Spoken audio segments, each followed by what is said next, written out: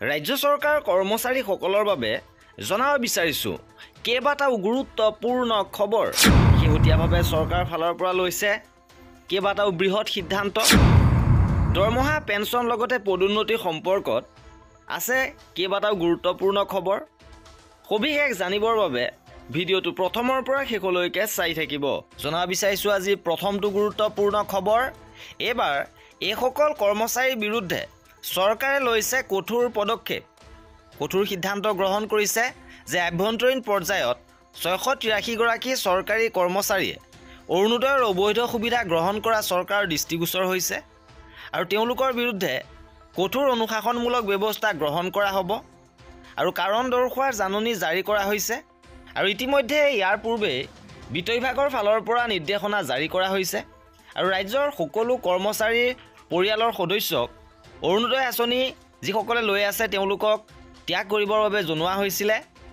24 ডিচেম্বৰৰ পূৰ্বে অৰুণোদয় ত্যাগ কৰিবৰ বাবে নিৰ্দেশনাটোত কোৱা হৈছিল। এইবাৰ জনাব বিচাৰিছোঁ দ্বিতীয়টো গুৰুত্বপূৰ্ণ খবৰ। এইবাৰ দৰমহা বৃদ্ধি কৰিছে 9,000 টকালৈ। যে জানুৱাৰীৰ পৰা বনগাঁৱৰ মুৰব্বীয়ে 9,000 টকাকৈ পাৰিতোষিক লাভ কৰিব। এই সিদ্ধান্ত লৈছে শেহতীয়াভাৱে কেবিনেটে।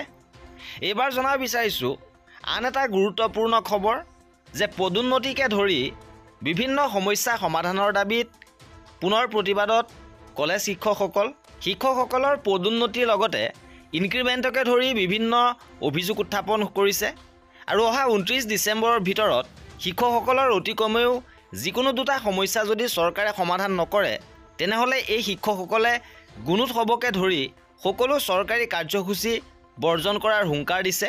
ইপিনে ৰাজ্যৰ একাংশ পেঞ্চনাৰৰ বাবে আহিছে সুখবৰ যে মাধ্যমিক স্তৰৰ বিদ্যালয়ৰ মুৰব্বীৰ পেঞ্চন প্ৰাপ্তিৰ জটিলতা আঁতৰিব। অৱসৰৰ 15 দিনত সম্পূৰ্ণ হ'ব অডিট।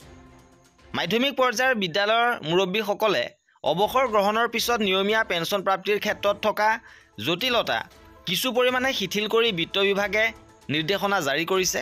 যিহেতু কৰ্মচাৰীসকলে অৱসৰৰ দিনটোৰ পৰাই পেঞ্চন লাভ কৰাৰ ব্যৱস্থা ৰাজ্য চৰকাৰে কৰিছে।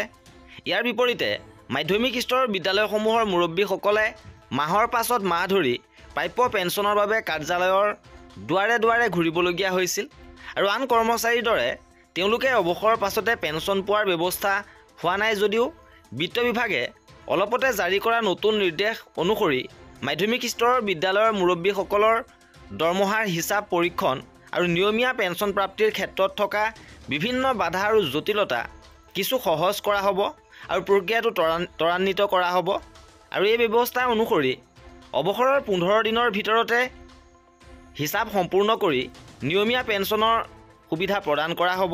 আৰু এয়া আছিলে এই ভিডিঅ'টোত। কৰ্মচাৰী আৰু পেঞ্চনাৰৰ প্ৰতিটো আপডেট পাই থাকিবৰ বাবে আমাৰ চেনেলটো ছাবস্ক্ৰাইব কৰি ৰাখিব। ভিডিঅ'টো শেষৰলৈকে চোৱাৰ বাবে বহুত ধন্যবাদ।